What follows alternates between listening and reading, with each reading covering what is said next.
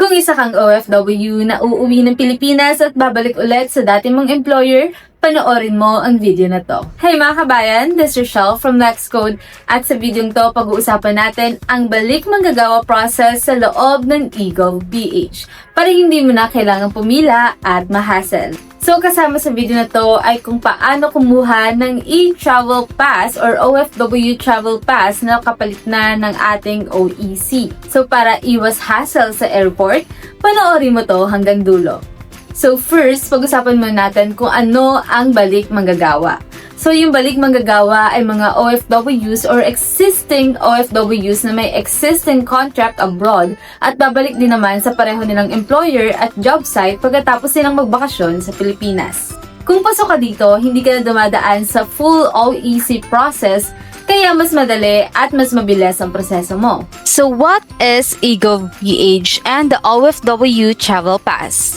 Ang eGovPH app ay ang official government super app kung saan pwede mong ma-access ang services ng DMW, OWA at iba pang government agencies.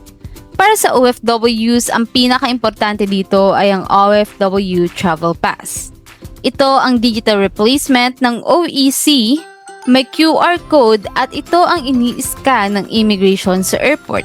Hindi mo na rin kailangang mag-print. Step 1, download and register sa eGovPH. Una i-download ang eGovPH app sa Android or iOS. Mag-register gamit ang valid mobile number at email. Tapos i-verify ang identity. Kadalasan, kailangan dito ang PhilSys National ID. Isang tip, siguraduhin na tugma ang personal details mo sa DMW records para maiwasan ang errors. Step 2, access the Balik Manggagawa service. Kapag nakalagin ka na sa app, pumunta sa NGA o National Government Agencies. Piliin ang Department of Migrant Workers, tapos itap ang Balik Manggagawa or OFW Travel Pass. Automatikong kukunin ng system ang employment record mo kung nakaregister ka na dati. Step 3, confirm your employment details.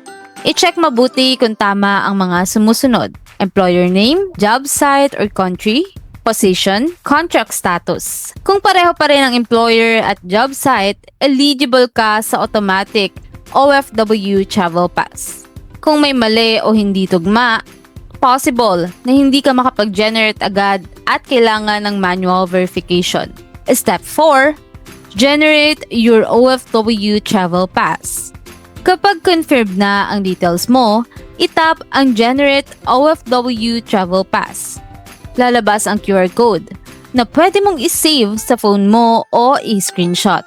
Ito na ang ipapakita mo sa immigration officer sa airport kapag paalis ka na ng Pilipinas. Tandaan, walang bayad ang OFW Travel Pass. Hindi lahat ng OFWs ay automatic na eligible. Ang pinaka-importanting requirement ay same employer at same job site. Siguraduhin ding updated ang OWA at DMW records mo. Kung magka-problem sa app, pwede mo pa rin gamitin bilang backup ang official DMW website. At ayun na nga mga kabayan, ganun lang kasimple ang balik manggagawa process through eGovPH app. Malaking tulong ito para sa mga OFWs katulad mo para iwas hassle, iwas stress, at iwas abala sa airport. Kung nakatulong po ang video na to sa inyo, please like, subscribe, and share this video sa mga balik manggagawa OFWs natin na kakailanganin din ito. Maraming salamat po sa panonood at ingat sa biyahe mga kabayan hanggang sa susunod na videos po.